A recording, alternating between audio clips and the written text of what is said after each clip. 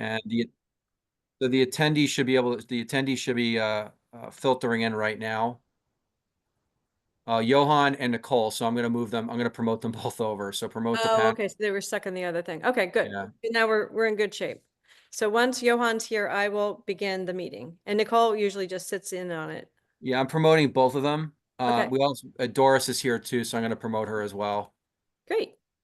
So everyone who's an attendee right now is somebody that probably should have been an invitee anyway. So Gotcha. Okay, so I'm going to call to order the regular meeting of the Ordinance Committee. Tonight is February 18th. It is 7:02, and we have in attendance Ann Winterstrand, Josh Goldstein, Heather Dunn, Johan Lopez, Jalen Seed, Nora Najewski-Eitner, and joining us this evening is Nicole Eddy, who is a Common Council member, not a member of the committee. So we've got everybody here, and our first order of business is to discuss and vote on Chapter 115, Commission on Status of Women. It's a public hearing. So let's open up the meeting and see if there's anybody who'd like to speak on this matter this evening. okay. If any of the attendees would like to speak on the matter that's up for public hearing, which is the Commission on the Status of Women, please raise your hand now.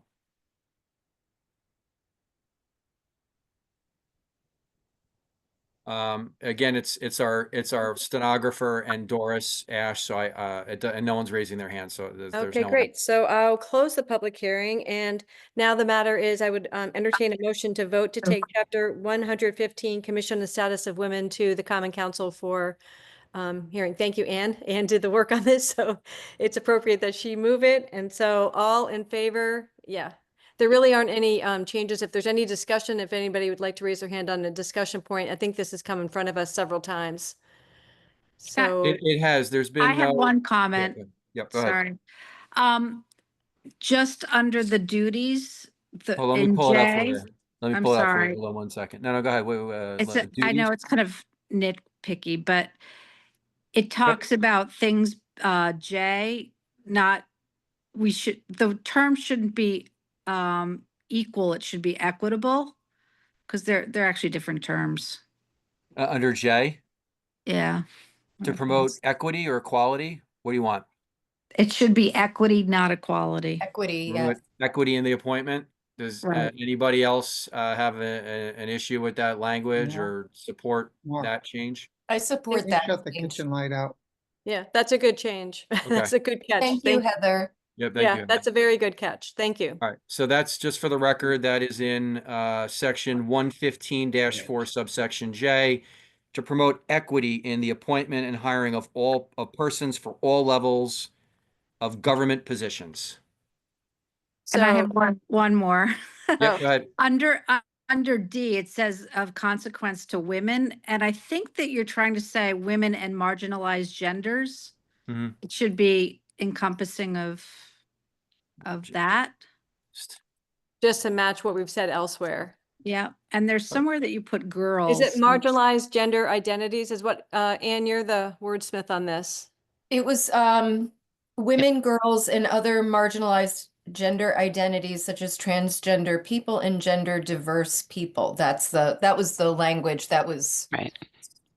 Do you see It's that? up in A. You could just pop it in A or B. Christina, does that sound right to you? Yes, that's the Okay. same. That would be just making it consistent with A under that, under duties. Letter A has that statement as well.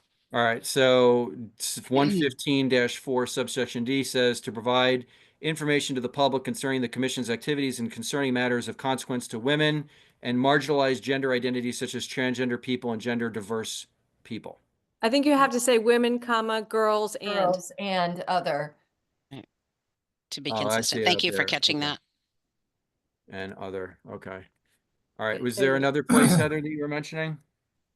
No, I was just noticing that it was not consistent. There's some place I thought that it's just said girls. Let me and check. Nothing else. Hold on, let me say. We'll do a quick search. Maybe not. Maybe we just missed it. Okay. Maybe that was the one, Yeah. because thank there you, was Heather. one. I think that was it. So That is helpful. those are minor changes, Lisa. Yes, great. Okay. So, as amended, I have a motion to move the Chapter 115 Commission on Status of Women to common council because we amended it since we made the first motion. Thank you again, Anne. All right.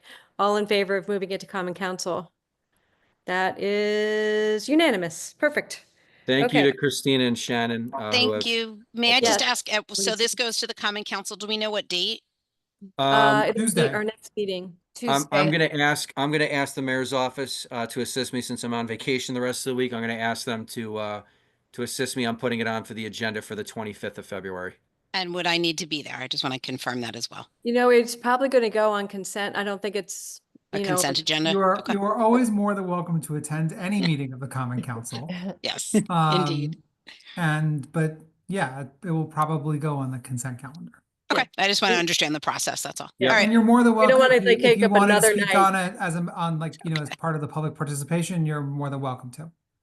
that's all right. All right, great. Thank you. I appreciate Thank it. you. good. Brian, I got a note from Diane Loratello who says that she wasn't let into the meeting. Do Okay, you see her? hold on. All right, while you're She's here doing now. that. She's here now and she has her hand raised. Okay, great. Well, that's just in time for public participation. So I'm going to open up public participation now. Lisa, can I just confirm, are we all set? Yes, we are. Yes, thank you Okay, very much for thank you moving. very Yeah, much just, for your did participation. you- Thank you so much, Christina. Lisa, did you guys move to Thank send you. this to the common We council? did. There was a Yes. full vote, a unanimous vote to take it to. Okay, great. Thank you all. Thank you very Thank much. You have a you. great night Thank now. you, Thanks for Christina. coming. Bye-bye. Okay, so now I'm going to open up public participation, and you noted that Diane had her hand up. Yeah, just give me one moment. While you're doing that, Johan, before you came on, we talked about maybe dropping vape further down in the agenda because the chief is going to come a little bit later, and we also wanted to give Vanessa and Mr. Overton a time to go home because it's late. Absolutely, absolutely, yeah. Alrighty, great, thank you. 1 second. I just want to make sure I have these. While so Brian's you- doing that, and since Vanessa's here, hopefully I'm speaking on behalf of us all, just to say how grateful we've been to DPW for all of their work during the multiple storms over the last few days.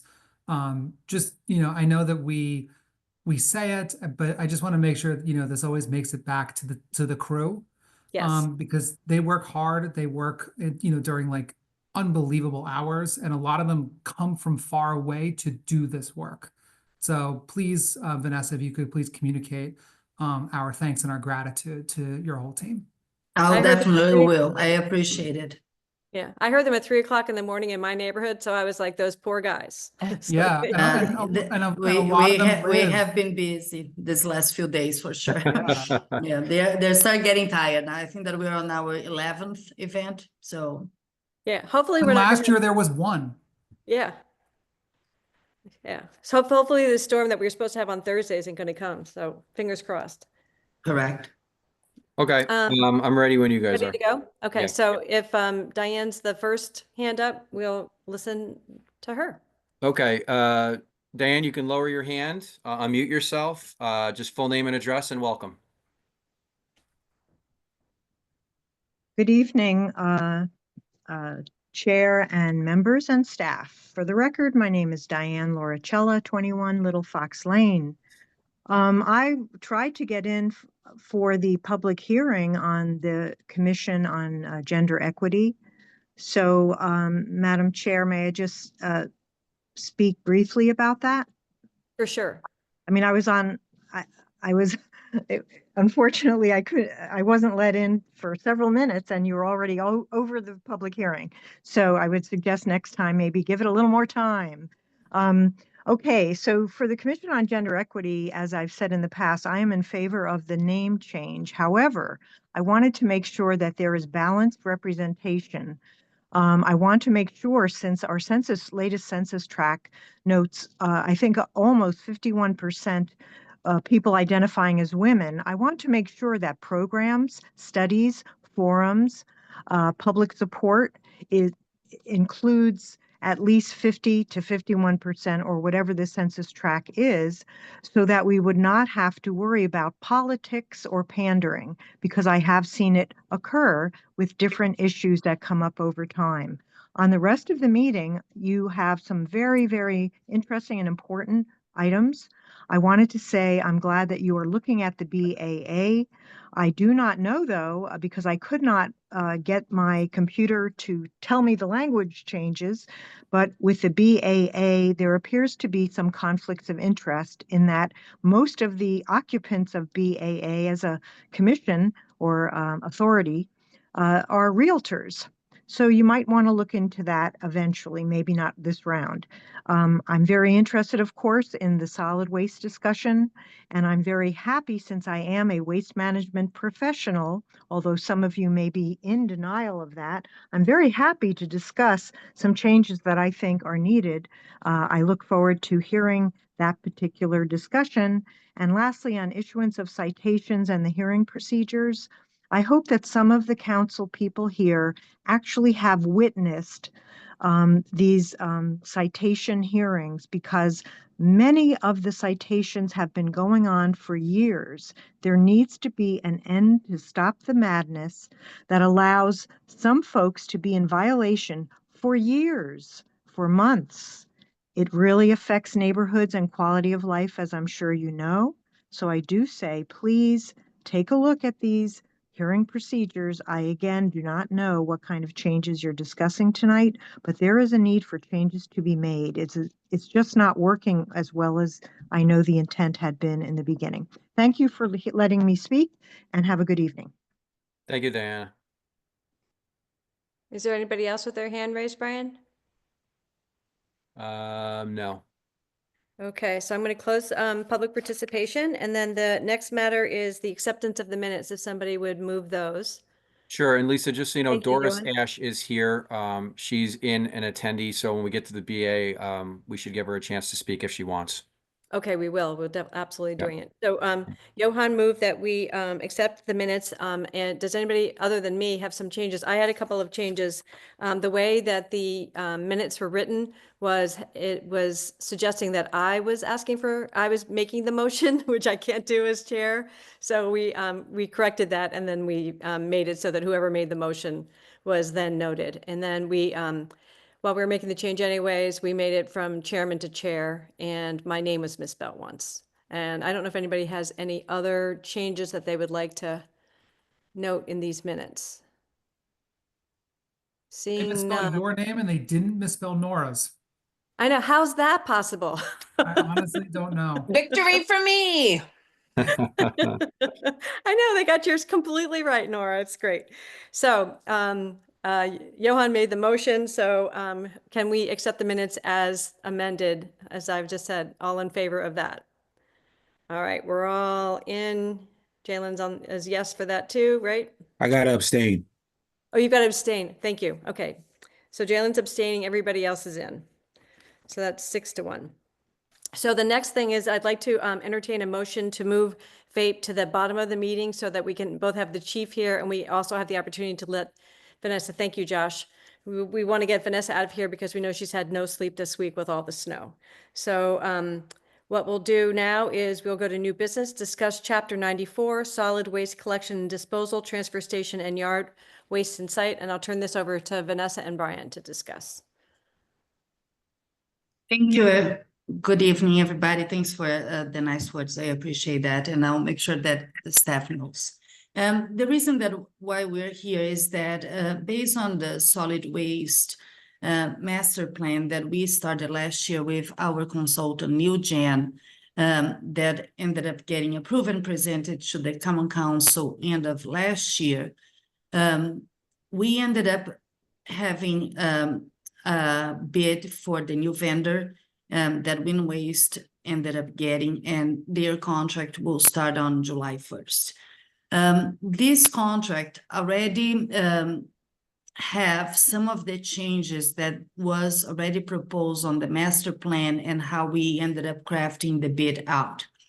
So with that, there are some changes that now will have to happen in the ordinance so we can be in compliance with our new contract as of July 1st. So this is, I understand that today is just like pretty much an overview of what is coming to the changes.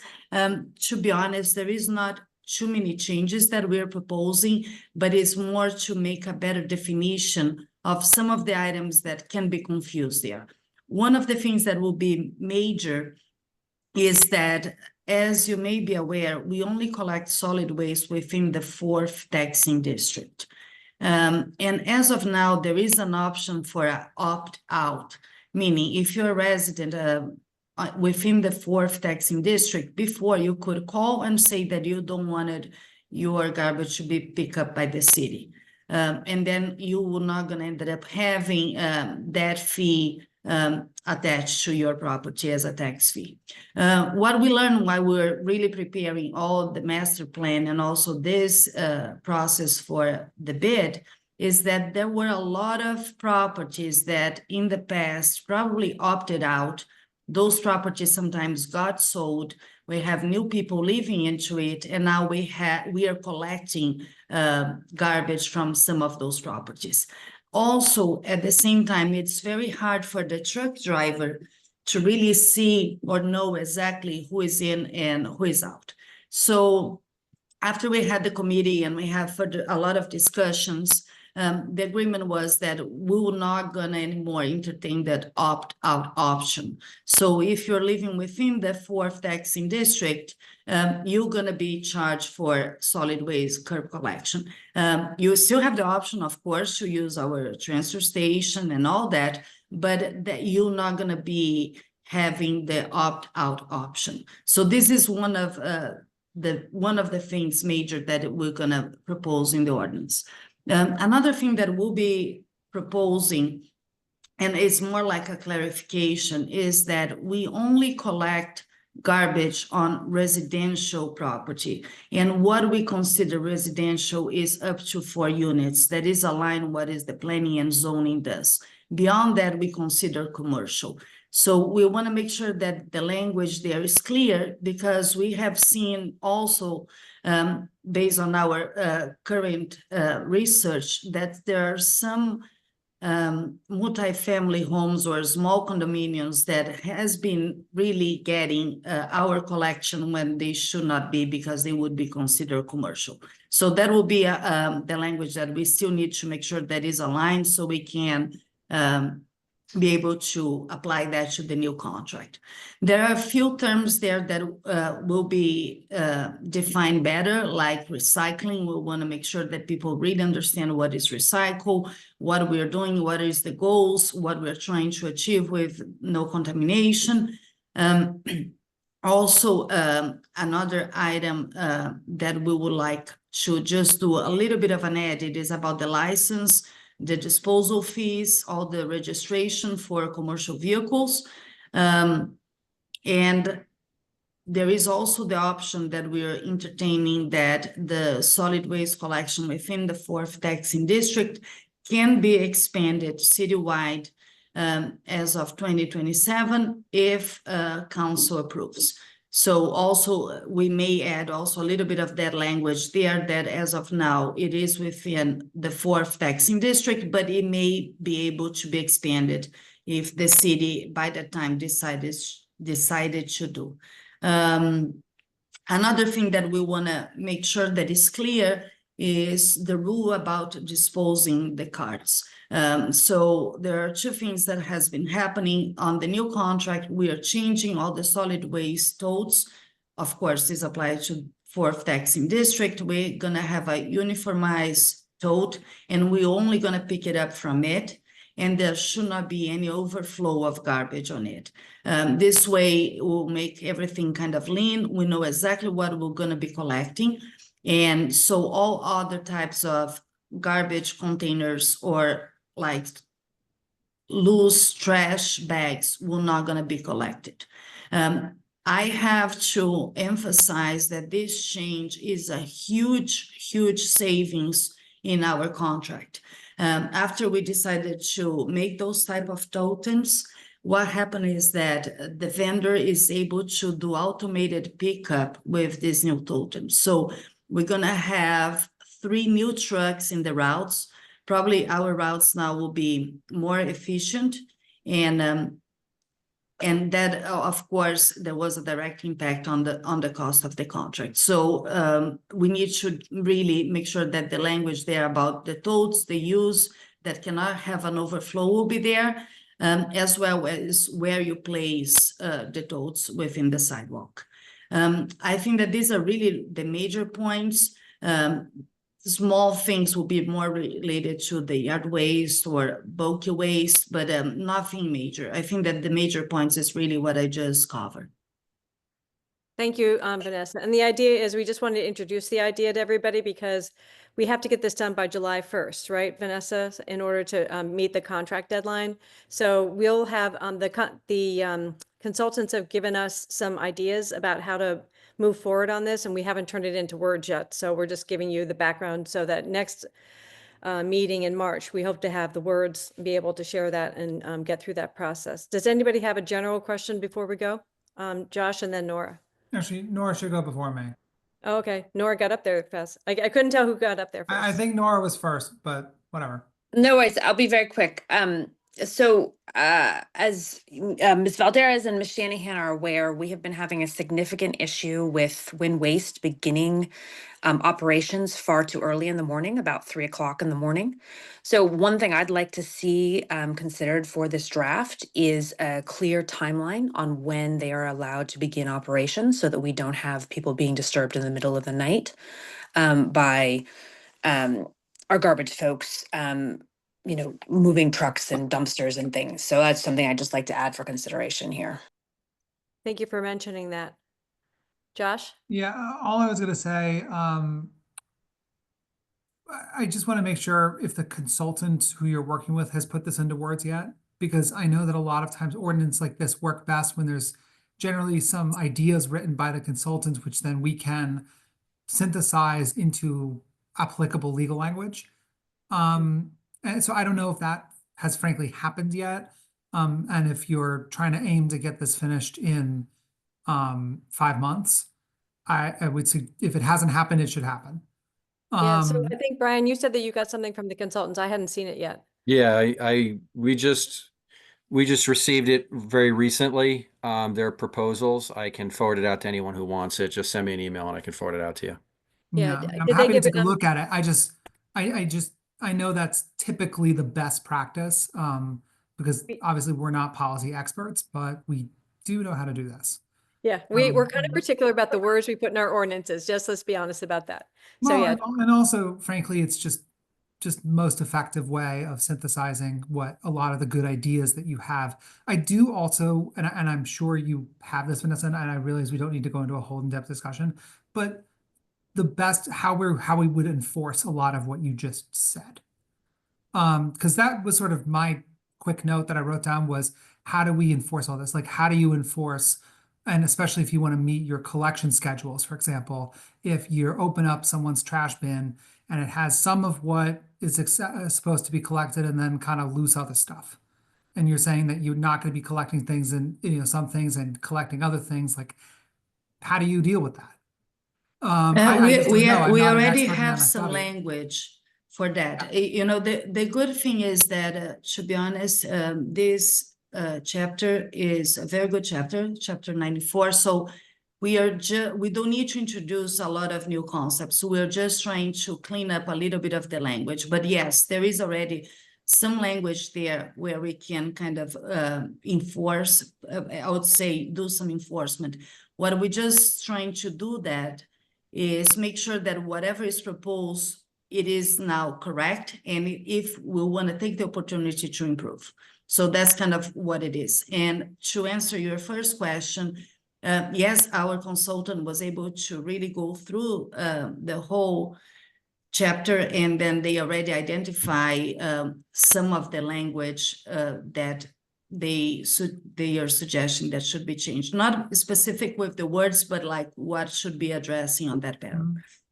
That's the email that Mr. Candela has. Again, I can forward that on to anyone. If you want it, I'll forward it on to each of the ordinance committee members what I've received at the end of this meeting. Thanks. that'd be great. And if anybody wants to be part of the drafting party, let me know separately. That'd be great. Good. Should we move to the Board of Assessment so we can let Mr. Overton go? Because Yeah, we also have Doris Ash here too. If you Yeah. all don't mind just doing that, I don't think it's gonna be a very long conversation. Thank you. Have a good night, everybody. Thank you, so much, Vanessa. Get some sleep, Vanessa. All righty, so let's move to discuss and vote on section 103-14, appointment of the Board of Assessment Appeals members, increase in membership. And then just to give everybody a little bit of a roadmap, because we also have Chief Walsh here, then we'll go to vape, and the last thing we'll do is the citations. Okay, right. so Brian, do you want to give us a Yeah. little Yeah. overview about? So I'm sure many of you know that the BAA is a collection of volunteers throughout the city of Norwalk that assist us and our tax assessors department following the revaluation. During the first year, we're able to add an increase from 6 to 14 to assist them in that first year following a revaluation because there are a lot of tax appeals. There are a lot of tax appeals that apparently occur in the second year. Again, I'm being advised this by BAA members and from past history of what's going on here. And so there was a request by the BAA to assist them in providing a little bit more assistance for them in the second year following a revaluation year, so the second assessment year. So as you can see in 103-14, there was a minor change in B1 where I wrote out general statute instead of CGS, which I thought was not the way. We don't do CGS, we do general statutes. So that's why I changed that. And in that first year, following an assessment year, it allows 7 regular and 7 alternate members. And the requested change is in accordance with the provisions of 9-199C. The BA is hereby increased to 4 regular members and 4 alternate members for the assessment year immediately following the assessment year when the revaluation becomes effective, which is also the second assessment year of any given revaluation cycle. The mayor shall appoint, subject to confirmation by the council. So again, it's the same process. We're just allowing our volunteers to have 2 extra people so that they're not dealing with quite what could be 100 or so or more, even during the second year. We're trying to lighten their load so they can get through this, again, because they have a very cramped time period within which to do this. This was requested by the BAA. It was reviewed by Corporation Counsel, who approved this language. So, and again, we're on a time period where we're trying to get them these increased members so that they can start the work. I believe in April is when Tax Assessor Paul Gorman asked for an extension on. So that's why we're putting it on with late notice and to try and get them, it to them to get the assistance they need for this next dealing with the revaluation in assessment year number 2. So we're actually asking that we take it to public hearing at our next meeting for that Yes. reason, just to get them the help as soon as they can. I think, didn't we make these other changes earlier in the fall for the extra people? Yeah, we made some cleanup changes to section 1 before I believe with this committee earlier last year. And it might have started with a prior committee, but then Doris and I didn't speak with Don, but I spoke with Doris a few times, and I believe she was speaking on behalf of most of the BAA members who are asking for assistance, which is why we're coming back and trying to provide them with 1 regular and 1 alternate extra member. So going from 4 to 6 for that second year because they need the help. And we don't Don, want would to you like lose to say anything? volunteers. Oh, I'm sorry. Excuse me, Brian. Sorry about that. Yeah. Mr. Overton, would you like to say anything on the matter, or are you just? Well, yes, thank you for having me. I just wanted to share with you the fact that in 2022, we actually had 10 members of the board with 150 or 180 appellants coming in to question their taxes. Last year, which was the reval year, we had 10, and we did 755 appellants. That means we sat down with 755 homeowners in the city, and we listened to what their rationale was, why we should we have the power to increase or decrease, but nobody comes in and looking for an increase. But anyway, and then this year we were assured by most of the, Mario and Paul Gorman, that it would be considerably less. Now, I question that because we have a phase in right now. And common sense tells me when you open your tax bill and it goes up, when it was supposed to be locked in for 5 years, that's what it's traditionally been, unless you went to City Hall, pulled a permit to either demolish or rebuild or add additions to or do anything structurally, then that would automatically require, or you have the ability to come in because you get a tax increase. But I'm just guessing myself. Common sense tells me that when the people open their tax bills, they're going to see that there's going to be an increase, which is that phase in. that I don't think the municipality did sufficient awareness to the public. So if you're sitting at home and you open your tax bill this year, your taxes are going to go up from where they were last year, which was the reval year. And I think with just 8 people, I still think that may be light in lieu of how many people that may appeal their taxes. And the reason I say that is that, this is a volunteer group. One of your previous people who was just on says, geez, it's amazing. They're all realtors. Well, yes, we are realtors because we know valuation. We're the realtors or appraisers. And I think we're better suited than just taking somebody off the street who wants to volunteer and sticking them on the Board of Assessment Appeal, and they have no basis of valuation. Okay. Doing that every day on a daily basis, the people that we have now on the board, and a lot of them have been there for many years, we have at least a good handle, and we have representation of all the districts in Norwalk. I have some people on from Wilson Point, Rowayton, East Norwalk, Cranberry, where I happen to live, and what have you. And as I say, being a volunteer organization, we do this pro bono. But if we get anywhere near the amount of people that we got last year as appellants, it's going to be impossible, because April is a very busy month for most real estate professionals. That's a spring market. It's a very strong market. And we want to do the very best we can for the municipality. We are the conduit. We're the people that they come to talk to help us contact and speak to the tax assessor to make sure that if there is something, and there again, if it's just looking at our function, if somebody has and lives in a development, there may be one half-acre development with a split level that was built back in the 50s, and there may be 37 others like it. They all compare their, people have made adjustments and this, that, and the other thing, but there are things that they have no control over. One parcel may have a flat, nice backyard that they can put a tennis court or a swimming pool or whatever, or pickleball court. And the other one may have an outcropping of ledge that he can't build anything there without incurring hundreds of thousands of dollars of expenses. And he comes in and he sits down and he says, I think it's unfair to me that I'm paying X and my neighbor across the street is paying X and his is the same as mine or very comparable. So that's basically what we do. And I think we've done it successfully for many years. I've been on the board, I think, for more than 15 years, 14 years. I don't know. I'm in Florida right now, so I don't have all the records. But so I went and talked to the corporate counsel. Mr. Coppola came in, and then Doris and I both spoke to him and said, the what if?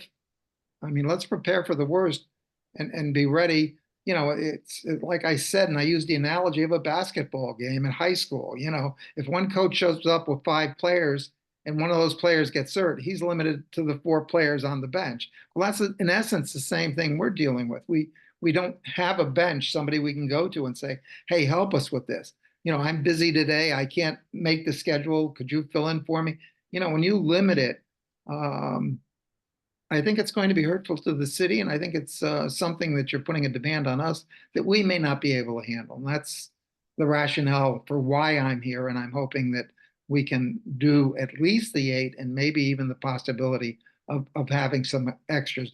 Just looking at the past 2 years with 10 on both of those, the reval year and the year before, which was not a reval. We only had 180 applicants come in. So with that being said, Mr. Overton, thank you very much for your service too. Thank I you. know it's a Thank you hard Don, time. Doris, if you want to raise your hand, if you want to say anything, you can certainly raise your hand. I know you're an attendee right now. All right, hold on one second. Here's Doris Ash. She's also been on the board. Doris, you can unmute yourself and lower your hand. Welcome. Okay. Thank you. Thank you to both you and Don for your service. Yeah, Thank we you really very much for having me. First of all, I'd like to echo everything that Don said so well. And as Don said, we are all volunteers. And one thing that I think all of you should know, just as a matter of information, is that we all love this job, believe it or not. The pay increases every year. That being the satisfaction that we get from dealing with the public. I will tell you that many people who come in to meet the BAA are nervous or they're angry. They're confused. And I think we've done a pretty good job of allaying fears because we give them a voice. That being said, in order to make it, we only have a month by statute, we have a month. And in that month, we have to do all of the hearings and we have to complete all of the deliberations. Deliberations can take far longer than hearings. Hearings are set to 20 minutes per. Again, that's by state statute. But in deliberations, it may often mean somebody pulling out a laptop computer, doing some research, et cetera, et cetera. Optimally, we like to be able to provide 21 shifts a day, each shift being 20 minutes. So, excuse me, 21 slots a day, 2 shifts, morning and afternoon. And so that's a minimum of 10 people. Nobody currently on the board is able to take full days. So, and that's for the entire month, to do hearings and then to do deliberations. And because most people work, especially during a spring market, we try to be equitable in how we schedule time so that no one person has the lion's share of the hearings. When deliberations come, we have to seat a panel of 3, and at least one of those members must be a regular member. And 3 people deliberate, and then those decisions go online. However, emergencies and life happens every day. Somebody has a staff meeting, a client comes into town, they have offers coming in, they have showings, or they have an illness, they get stuck in traffic. And this happens almost on a daily basis. That's just life. And so we very often call on somebody last minute to come in and fill a shift. I don't think we've ever had to cancel a shift or a slot. We try very hard to make sure we make as many available to the public as possible. And in our minds, making sure we have enough people to cover those time slots just makes it that much easier for the public to be heard, to exercise their right to be heard. So we would urge you to consider adding the 2 members. Optimally, if I had my druthers, I would say 3, but we'll take whatever you're willing to give us. And with that, I don't have anything to add. If you have any questions, I'm happy to answer them. No, I think you guys have both convinced us that we need to move this forward. So that's what we'll do. So I think, is there a motion on the floor to move this to public hearing next month? Thank you, Mr. Goldstein. All in favor? I'm waiting on Heather. She might have had to step away. Well, we have 5 votes, so we're good to go. So thank you very much, both Donald and Doris, for telling us Raise your your hand. story. We really appreciate it. And we can hear in your voices the need to add people to your commission. So next month, we'll be doing the public hearing and then moving into Common Council. Thank you for coming so much. We really appreciate Thank you it. so Thank very you. much for hearing you. us. Thank you. Thank you, Glad to Doris have and you. Don. Good All night. right, because we have Thank you, Chief Brian. Walsh here, I think what we'll do is we'll move to the vape shop ordinance because we are also very conscious of staff and how long and they work every single day. So Johan, I'm going to turn this over to you and to Chief Walsh. I think this is maybe the 4th or 5th time we've spoken about it, so I feel as though people have a good sense of it. Maybe Johan, you can bring us up to date on a couple of the things that we did in the last week or so working with working with Brian and the chief, the last minute decisions. And then if the chief wants to add anything, we can go from there. That's fine. Thanks, Lisa. Do you want, I was thinking maybe just going section by section in summary, or is that, you think that's Yeah, too maybe much? like a quick summary, because I Okay, think, okay. I mean, but some of the things that, for instance, we're staying with the Board of Health, et cetera, those little Right. details we talked about. Okay. Sure, that's fine. Actually, I don't know if the chief wants to say a few words before I get started.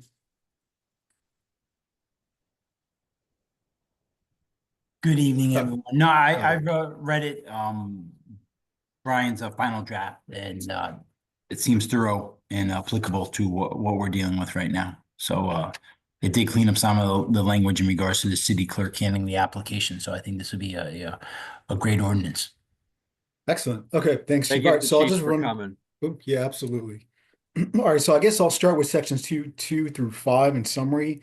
So now the first thing, so we're starting with the licensing requirements, which states that any entity wishing to sell vape products must submit an application to the city clerk and pay a fee set by the city clerk, and approved by the common council. So the application must contain some of the following information: personal information, name, address, date of birth. And if the applicant is not a natural person, they must submit the personal information of shareholders, associates, partners, etc. In addition to photographs and fingerprints are also required. Same thing goes for applicants who are non-natural persons. The applicant must also submit a list of criminal convictions, and non-natural persons must also do the same. Copies of all required certificates, permits, licenses, and a written statement acknowledging they will provide training on those 3 components you see on, I think, did you pass it, Brian? 7 or 6 or Go to 5? 6. Yep. Go a little bit It might be higher.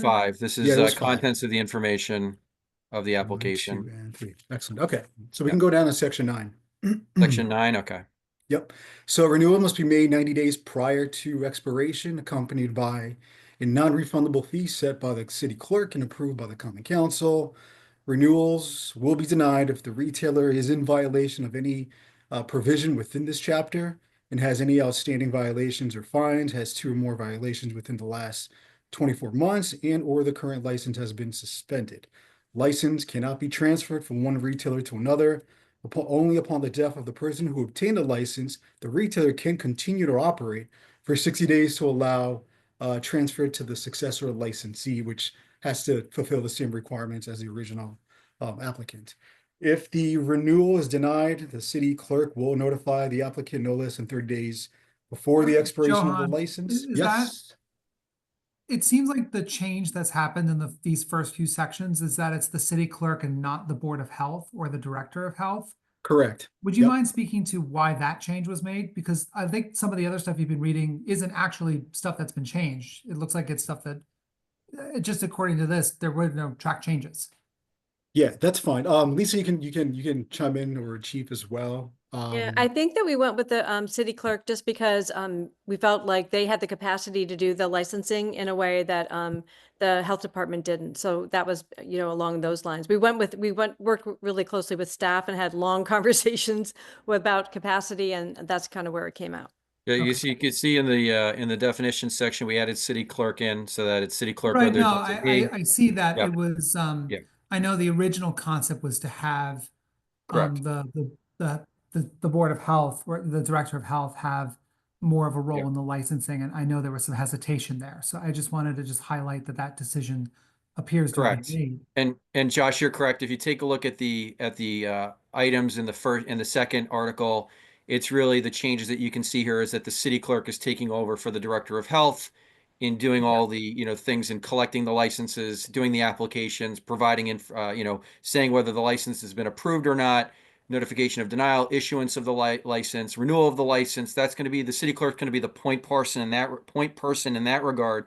And once you get down to compliance violations and penalties, then you'll see that it's the Director of Health or their designee or the Chief of Police or their designee. Most likely going to be the Chief of Police or their designee because of the time period within which the Director of Health is limited in that regard. But it's going to be those two that will be the enforcement agents. Okay. And then it'll be the Board of Health, as you'll see later on that Johan will talk about. The Board of Health will be the one that's making the decisions on appeals of any of these things. But please go on, Johan. Yeah, all right. So in that case, that's a good point, Jess. We can jump to section 10, Brian, if you don't mind. Sure. Or actually section 12. 10, obviously. Okay. All right. So here are the so with respect to inspections. Yeah, okay. So the Director of Health and or the Chief of Police will periodically inspect the retailer. And one thing that came to mind when I read this to the group was that should we include the text without warning, or will there be an actual warning provided to the retailer? I don't think that we need to say whether we're going to do it with or without warning, do we, Brian? Okay, no, I was just wondering. I'm not Yeah, sure. no, I don't believe so. I don't think we normally list that. Okay, okay. So it won't be like a loophole that they can say that, oh, look, you didn't notify me, anything like that? There's nothing that we need to be concerned about. Johan, it looks like the language here, inspection shall be at a reasonable time and it done in a reasonable manner. I think that kind of covers. Not to mention the fact that, and the chief could certainly speak to this better than me, but I would imagine that under Connecticut law, police departments have the right to engage in inspections under, pretty much, have probably wide latitude in their ability to conduct law enforcement activities, and do inspections like this. So I'm not sure a notice requirement is even required under Connecticut law. And then I wonder also if you gave notice that people would clean things up before the officers. Oh, no. I stop. was wondering like if we should specify without warning, right? So they can just freely, without warning, they can kind of do periodic, Well, isn't I- that something that but it happens doesn't now? matter. I don't think. I yeah, think it's- I think the ordinance where it sits right now is their due warning that once they apply, these are the terms that the city has set forth that There you you go. have opening your establishment to inspection. So we are giving them fair warning by applying. Got it. All right, perfect. Thanks, Steve. Okay. Yeah, thank you for the clarification. It was a good question for us to clarify for everybody, Johan. Just Thank making you. sure. Thank So you. let's see, we can go on to, let's see, violations or penalties. Okay, just real quick, so violations or penalties, violations of any of the chapter provisions equates to being guilty and subject to fine, suspension, and or revocation, and every day in which a violation occurs constitutes a separate violation or a distinct infraction. So that's pretty straightforward. I guess we can skip penalties because I don't think we add anything new to penalties, It correct? seems had- like well, so, I there mean, are the new really- stuff to penalties and Yeah, I the mean- Okay, here you proceeding. go. I was gonna Yeah. ask about K. The retailer fails to remove all vape products, and then in penalties, there's failure to remove shall constitute a separate violation. Right. My question on that was gonna be, that's gonna present, I would imagine, an enforcement challenge. Not necessarily, nothing to do with law enforcement, but to Right. do with our enforcement. Because if the person's suspended or revoked a license, we really have nothing to hold over them at that point, and we're just sending them a bill, right? Right. So I mean, there's two things. So the first thing is that you are correct. I mean, to some extent in that regard, yes. There is a fine, and then they're being suspended, and then they're being revoked.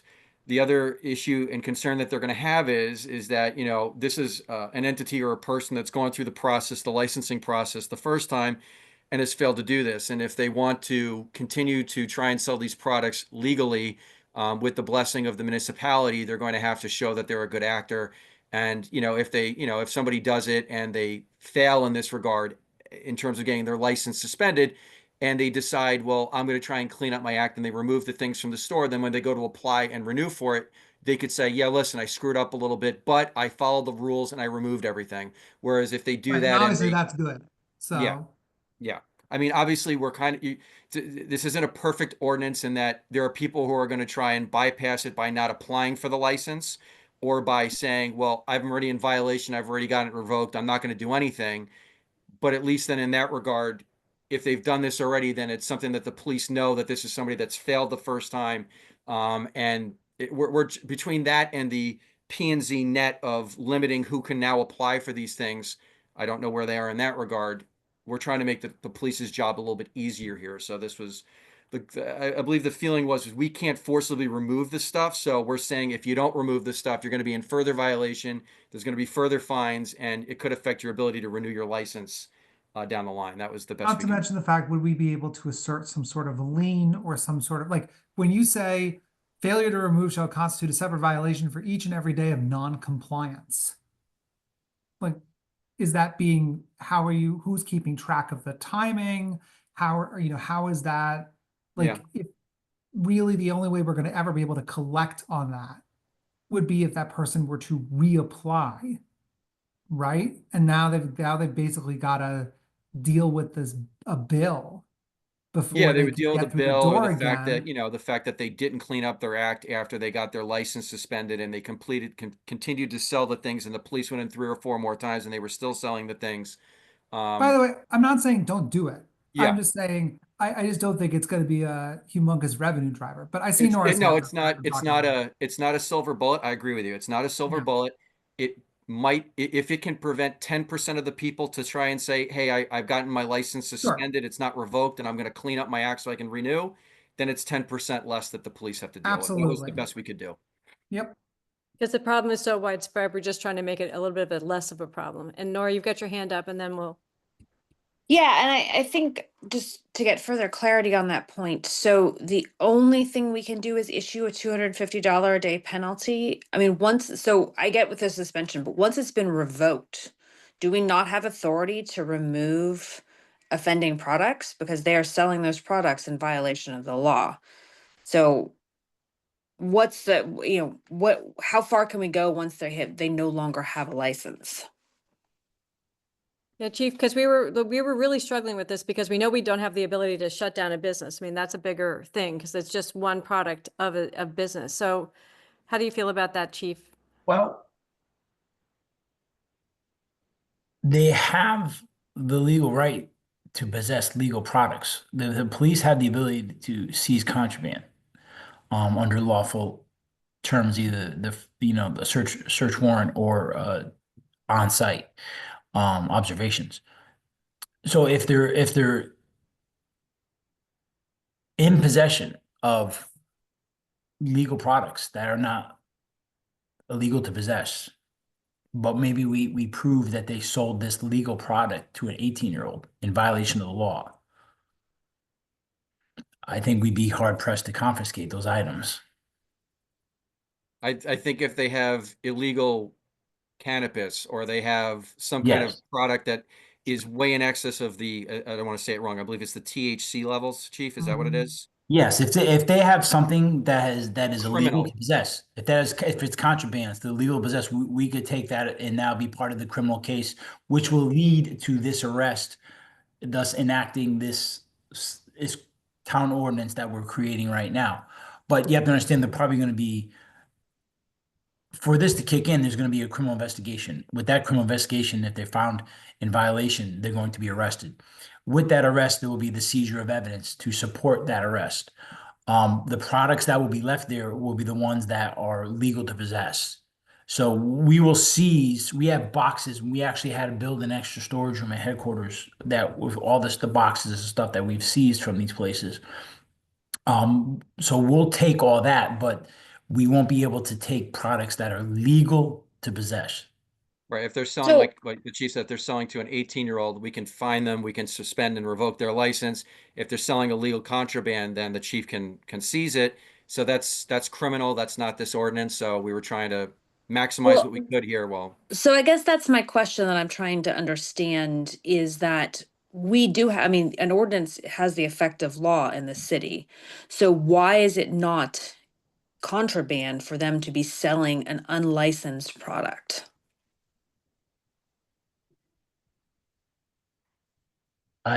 If it's unlicensed, we'd be seizing it. Then it would be contraband.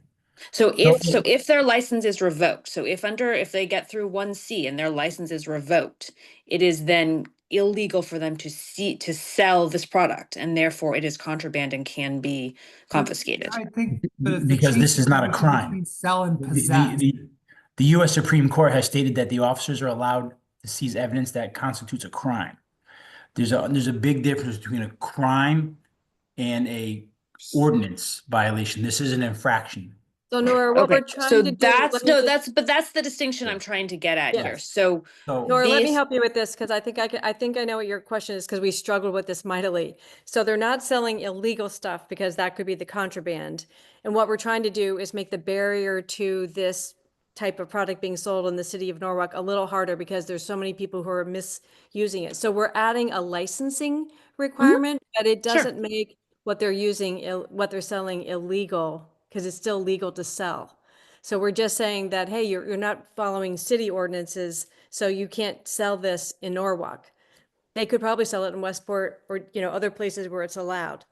So we're Sure. threading a really thin needle, if you understand what we're trying to do. Yeah, I just- do. I think this is very important for the public to understand because this is going to confuse a lot of people. So what would be our option for making it illegal, making it a crime to sell it without a license? We would have to go through the state, correct? Correct. Yeah. Okay.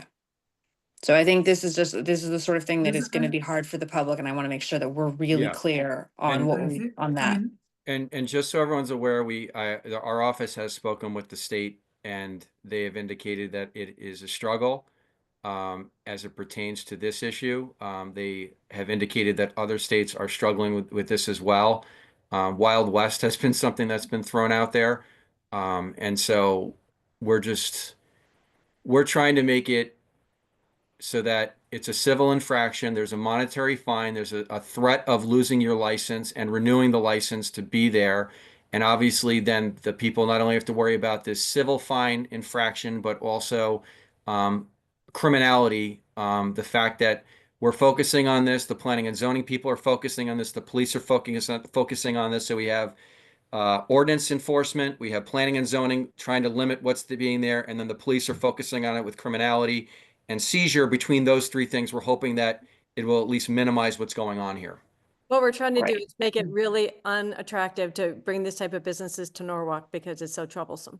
But Right, Nora's just- correct. It's confusing. It's confusing, and we struggled with it. Yeah. No, and I think this is all just really important to have clarity Yeah. on because people are going to want to understand and we want to understand. We want to know the maximum limits. So I think the other point that Josh was asking, and this may get into our citations thing, but do we, so, you know, the $250 a day, which accumulates, do we have the ability to put a lien on? So if someone doesn't, for instance, doesn't seek renewal of their license, I think this is the point Josh is trying to make. How do we make sure that that fine is paid? We can try, if the person or entity owns property within the city, we could certainly talk to a member of our staff to see whether a judgment lien could be put on. We could also see whether we could institute some kind of enforcement action to see whether we could try to collect from the party. This is not my area of expertise. We'd have to do a little bit more research in that regard. Well, yeah, and I guess I'm wondering, you know, if they're a licensee in the town, they're obviously operating in the town. And so is there some, you know, is there some way, can we require them to put up a bond against which we will draw down on any violations? You know, in order to ensure that we get paid and that they have real skin in the game.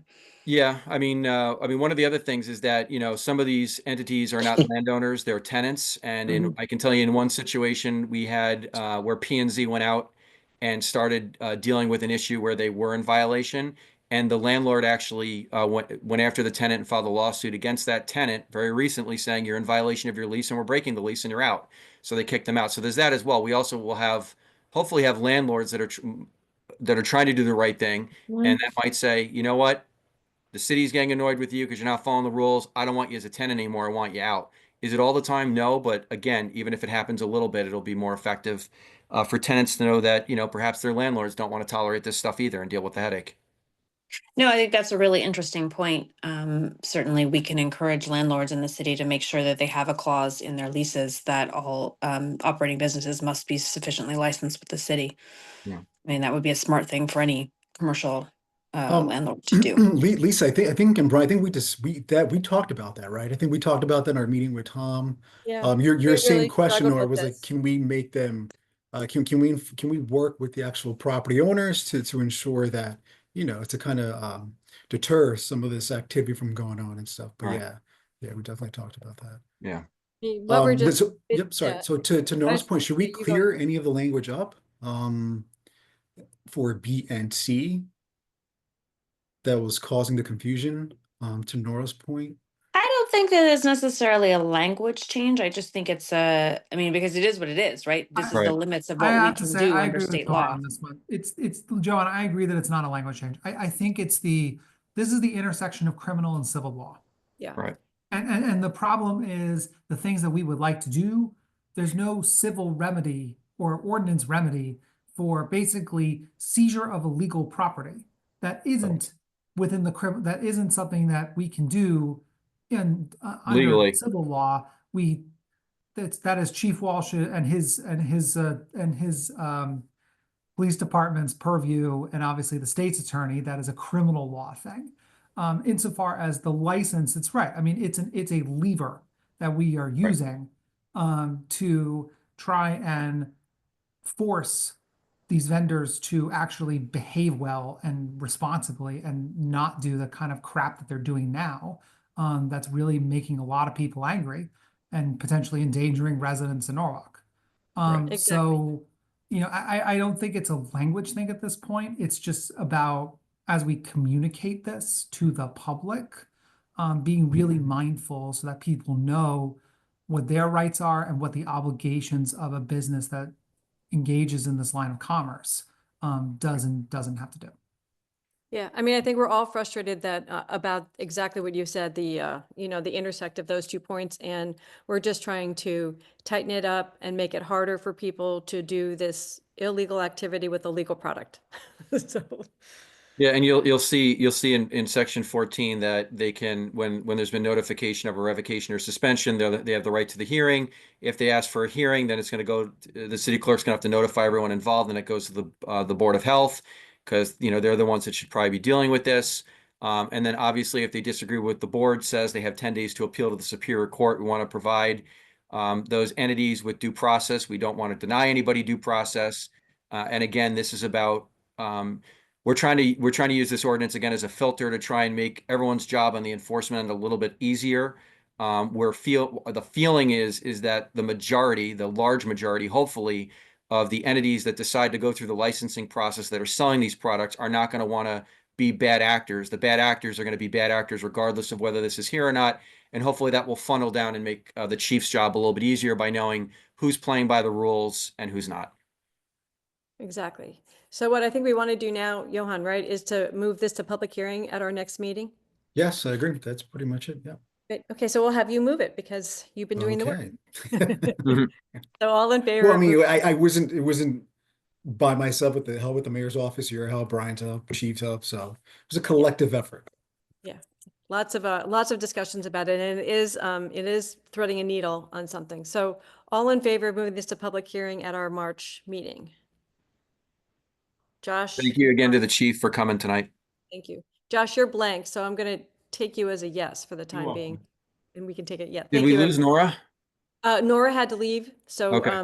she just left me a note. She had a hard stop at 8 o'clock, so she was running a little bit late. And Josh is Okay. a yes, so we can record that Josh is a yes. So that was 6 of us, right? So great. Thank you so much, Chief, for all of your attendance at our meetings. You become a regular. We're going to start assigning you ordinances to write if you don't have to stop coming. I'm good.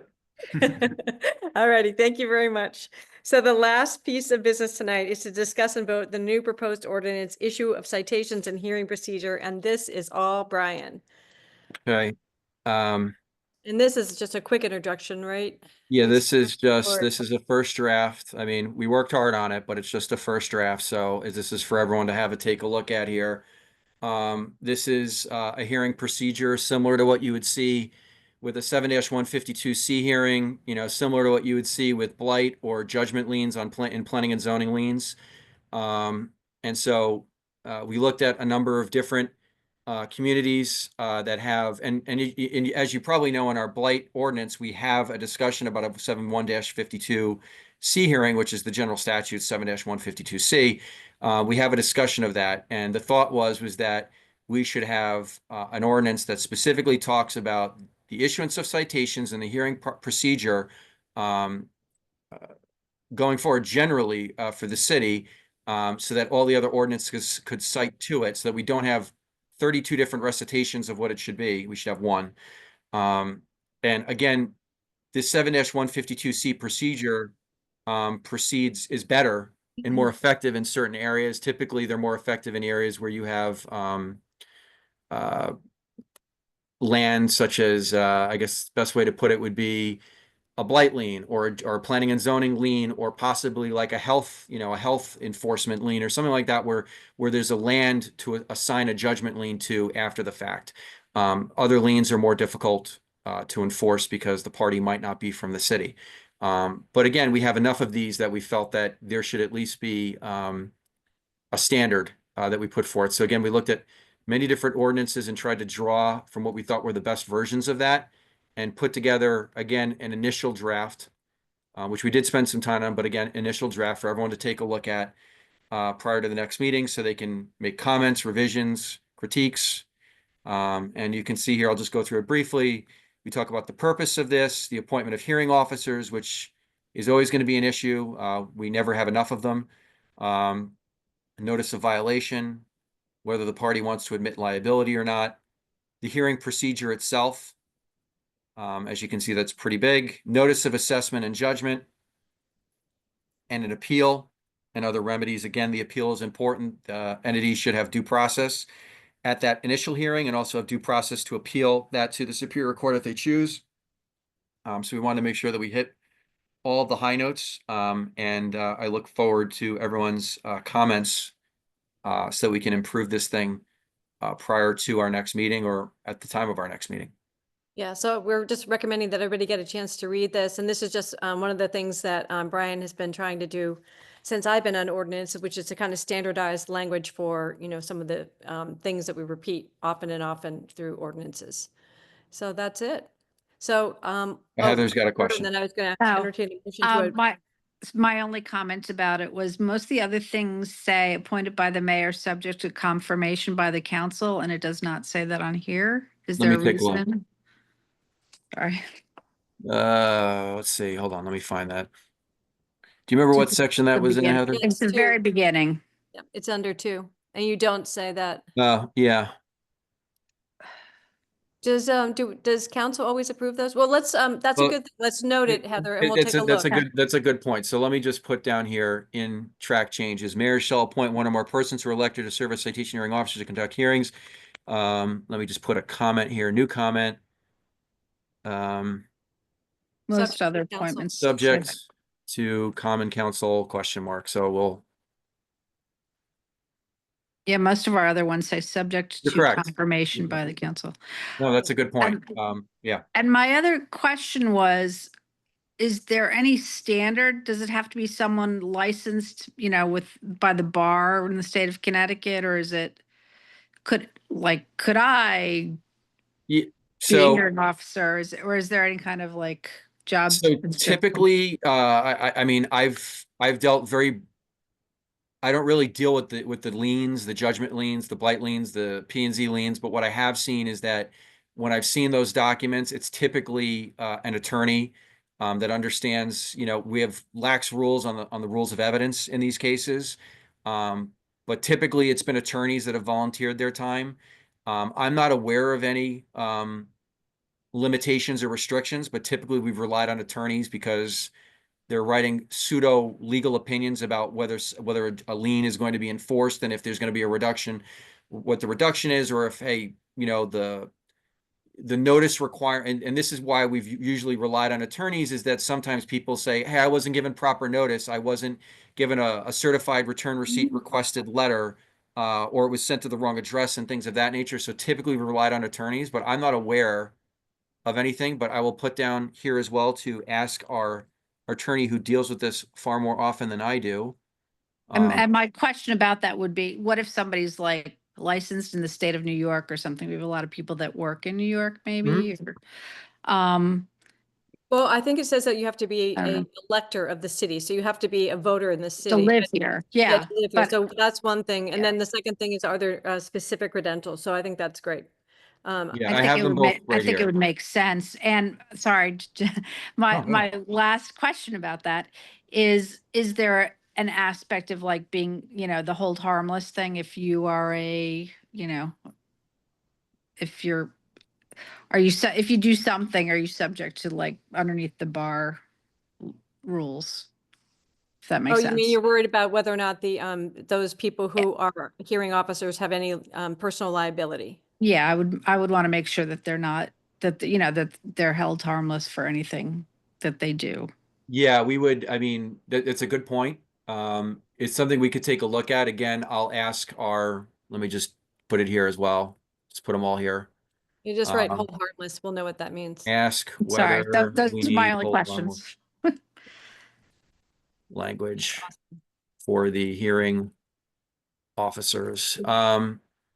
Great. We'll take we'll take all those under advisement. Those are all great questions. Thank you. No, those are good questions to ask because one of them could apply to chapter, I think it's 67A is municipal liability, which talks about officers and employees. And the question is whether a hearing officer who's kind of a volunteer would meet the definition of an officer. I would believe that they would. Probably. Otherwise, it would chill people volunteering their time. So whether you're sitting as a citation hearing officer, or whether you're sitting as a member of the BAA or the whatever committee you want to think of where you're a volunteer and you're not a full-time employee, if you're going to be exposed personally, then why would you ever do this? If you're going to be covered by the city, as long as you're not acting recklessly or intentionally, then nothing to worry about. But again, that's something we will take a look at. It's an excellent point. Yep. So that's all great. So anyways, everybody take a look at it. Heather had some great questions. Maybe other people have great questions. And I'll definitely entertain a motion to adjourn if anybody's ready to go home or stay home. Does somebody have their hand up? Oh, Heather does. Okay, great. Motion to adjourn. So great. Thank you, everybody. Very efficient meeting. Everybody's in favor of adjourning. We'll see you guys in March. Thank you, everybody. Have a That's good one. good. Good night. Be Thank safe. you. Good night, Bye. everybody. Good night.